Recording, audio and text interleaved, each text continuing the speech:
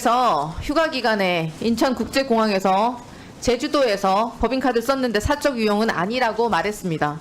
그런데 참 웃긴 게 또 개별 사례 건건들에 대해서는 또 증언을 거부하셨어요. 사적 유용은 한 적 없다는 증언 정정하실 생각 당연히 없으시죠?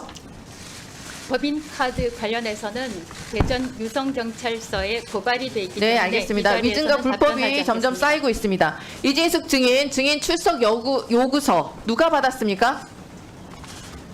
남편이 받았습니다. 네, 배우자 수령하셨습니다. 그런데 왜 방통위 직원을 동원해서 불출석 사유서를 제출하십니까? 동원하지는 않았습니다. 그럼 어떻게 지시했죠?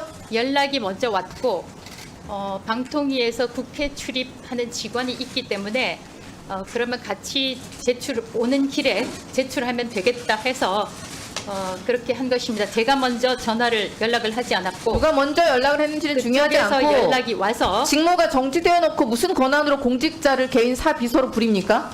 제가 사비서로 부린 적 없습니다. 그쪽에서 먼저 그렇게 하면 되겠습니까? 라고 해서 그렇게 합시다 라고 답변했습니다. 참 뻔뻔합니다. 법인카드 관용차 사적 유용에 이어서 이제 방통위까지 사유화합니까? 공직자가 휴가를 내고 증인의 불출석 사유를 낸다고요? 기관장이 불출석 사유서를 대리로 작성하고 대리로 제출해달라는 부탁을 받았다. 소도 웃을 일입니다. 권혁준 비서실장과 카톡으로 매번 소통하시죠?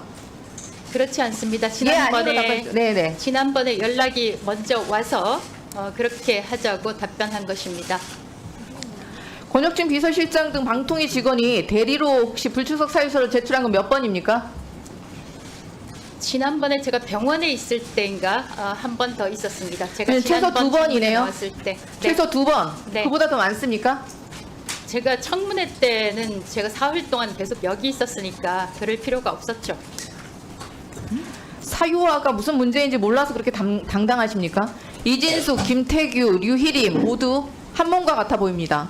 방송 장악, 언론 탄압을 위해서 청문회는 셀프 출석 거부하고 국회가 두려워서인지 오만 방자해서인지 밖에서 혀 운동, 손가락 운동만 반복하고 있는데 도대체 공직을 무엇을 알고 있는 것입니까? 권력만 잡으면 끝입니까? 증인 방통위에 대한 신뢰도 조사 보신 적 있으십니까? 대통령실과 막상막하 꼴찌 대결을 하고 있습니다. 신뢰도 점수 올해 방통위가 3.03점으로 전년도 3.57점에 대비해서 급감을 했고 10개 기관 중에서 대통령실에 이어서 꼴찌에서 두 번째 신뢰도를 기록합니다. 윤석열 정권 방통위를 망가뜨리고 있는 주범 아닙니까? 그에 부역하고 있는 증인 부끄러움 없습니까? 전혀 부끄럽지 않고 제가 말씀드리기 민망하지만 만약에 제가 탄핵을 당하지 않았다면 그런 결과가 나오지 않았을 참 거라고 문제가 생각합니다. 뭔지도 모르고 계십니다. 이진숙 증인 탄핵 소추로 직무는 정지되었지만 연봉이 1억 4천씩이나 받는 고위 공직자 신분입니다. 맞죠? 그렇습니다. 그래서 탄핵을 당한 것이 그거 매우 유튜브 유감스럽습니다. 활동비가 아닙니다. 공직을 맡았기에 국민의 혈세가 월급으로 나가고 있는 것입니다. 그렇죠? 지난달에 월급 얼마나 받았습니까? 지금 답변해 보시죠. 정확하게 기억 안 납니다. 인사혁신처에도 공개되어 있습니다. 이 내용은. 네, 한 1,000만 원 정도 받았습니까? 그보다 더 적습니까? 정확하게 기억 안 납니다. 혈세로 월급을 받는 공직자는 더더욱 공정하고 중립적이어야 합니다. 삼권 분립의 헌법 정신에 따라서 법원의 판결도 존중해야 됩니다. 맞죠? 그렇습니다. 그런데 본인의 SNS에서 왜 MBC를 계속 수중에 두고자 하는 좌파 진영의 총력전이 일단 성과를 거두었다. 강제원 역시 국제인권법 출신이다.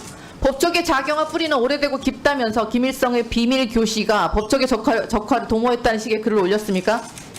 소셜 미디어 관련해서 내용에 공감할 좋아요라고 하는 경우를 것은 공유한다고 답변하신 적이 이미 있으십니다. 아는 후배의 글에 잘 읽었다는 뜻이기도 아니죠. 합니다. 이 글의 내용에 동의하실 때 공유하신다고 이미 답변하셨었고 이 글의 내용에도 동의하시니까 올리신 거겠죠. 동의할 때도 아니면 또 좋아요라고 무슨 하고 손가락 운동하신 때로는 겁니까? 잘 읽었다라는 뜻으로 좋아요를 누르기도 합니다. 국정감사장에서 증인이 방통위원장직을 맡아서 국정을 수행할 수 있는 최소한의 공직 윤리가 있는 사람인지 질의 드리는 겁니다. 증인 월간 조선 인터뷰에서 왜 MBC 노조의 합법적 파업을 불법이라고 평가했습니까? MBC 노조 파업은 불법입니까? 합법입니까? 대법원에서는 공정방송이 근로조건이라는 것으로 인정을 받은 것은 단답형으로 대표주세요. 사실입니다. 불법입니까? 합법입니까? 그러나 2012년 1월 30일에 불법입니까? 시작된 파업은 수백 명의 사원들이 아니요, 일을 하지 채우세요. 않으려고 나갔기 때문에 단답형으로 답해 주시죠. 황정아 저희는 그때 위원님. 사규 위반이라고 황정아 생각했습니다. 위원님. 지금 저 답변 구한 거 아니시죠? 네. 네, 그래서 잠시 세웠습니다. 2분부터 다시 시작하고 질문하십시오. 시간이 제한되어 있습니다. MBC 노조 파업 불법입니까? 합법입니까? 대법원에서 아니요. 공정방송이 불법입니까? 저는 불법이냐 합법이냐라고 하는 질문에는 답변을 할 수 없습니다. 다만 수백 명의 사원들이 사규를 무시하고 일터를 떠났기 때문에 거기에 맞게 징계를 한 것입니다. 참 뻔뻔합니다. 조성은 사무처장 과방위 그 자리에서 방통위는 법원의 판결을 부정할 수 없다고 답변하셨었습니다. 그게 상권 분립의 기본 아닙니까? 그렇죠? 네, 그렇습니다. 이진숙 증인, 박문진 이사 재판부는 좌파라는 얘기가 있다나 본인이 보수 유튜브에 나가서 한 말입니다. 다시 묻겠습니다. 박문진 이사 재판부가 좌파입니까? 아닙니까? 아까 오전 질의에도 그런 이야기가 나왔는데 저는 그 강재원 판사가 특정 단답형으로 답해 주시죠. 특정, 좌파입니까? 특정 연구회의 듣지 않겠습니다. 회원이라는 게다가 이야기를 그만하시죠. 인용한 것입니다. 아니요, 야당들에 맞서 싸우는 전사가 되겠다 하시면서 뒤에 가짜 좌파, 반대한민국 세력들이 암약하고 있다고 말했습니다. 윤석열 정권과 이진숙 증인에게 야당과 국회는 무슨 척살해야 될 목표입니까? 거울 한번 보시죠. 증인처럼 불법과 위법을 저지르면서 권력의 입에 언론과 방송을 떠먹이려는 자가 자유민주주의를 훼손하는 반대한민국 세력이라는 생각 안 해보셨습니까?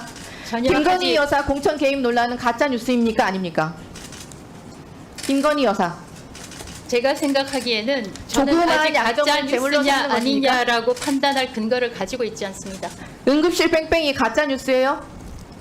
모두 본인 직접한 이 발언입니다. 소셜 미디어에 제가 쓴 것하고 이 응급실 뺑뺑이라는 것이 가짜 뉴스라고 제가 보수 정의하거나 주장하지 언론들에서마저 않았습니다. 김건희 여사 행태에 대한 부적절함을 꼬집어서 비판하고 TV조선에서마저 앵커가 아프지 말자는 추석 덕담밖에 할 수 있는 게 없다라며 한탄하는 지경입니다.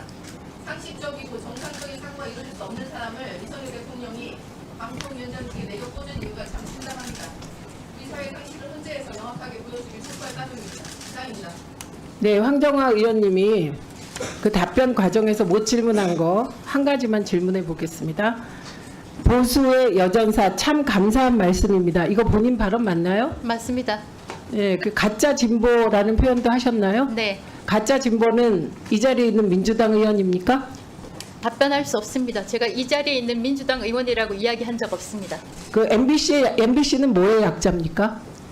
문화 브로드캐스팅 코퍼레이션입니다.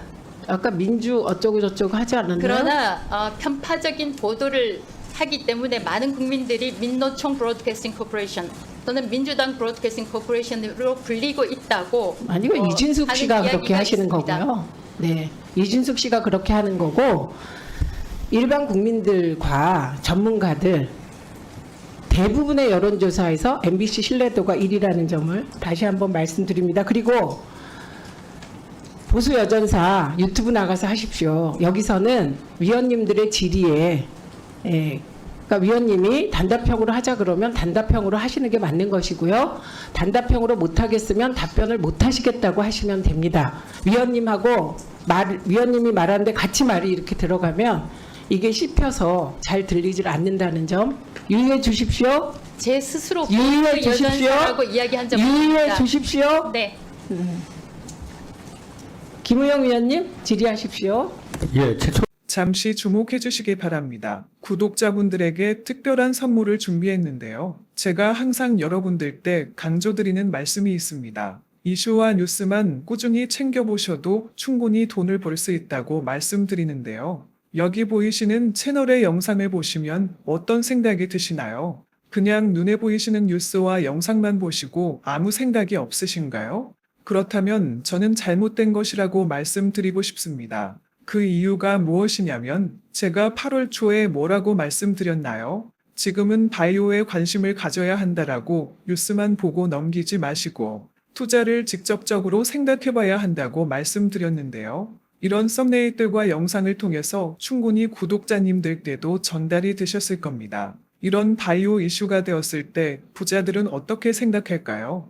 바이오 관련주는 무엇이 있는지, 어떤 종목이 가장 좋을지, 어디에 투자해야 돈이 몰릴 수 있는지 자연스럽게 생각한다고 말씀드렸습니다. 지난번에 구독자분들과 함께하는 주식으로 수익 내기를 진행했었는데요. 100% 무료로 진행을 했고 이 사진을 보시면 아시겠지만 구독이라는 문자 메시지를 남겨주신 모든 시청자분들께 이렇게 바이오 관련주 중에 가장 급등할 확률이 높은 딱 한 종목을 드렸습니다.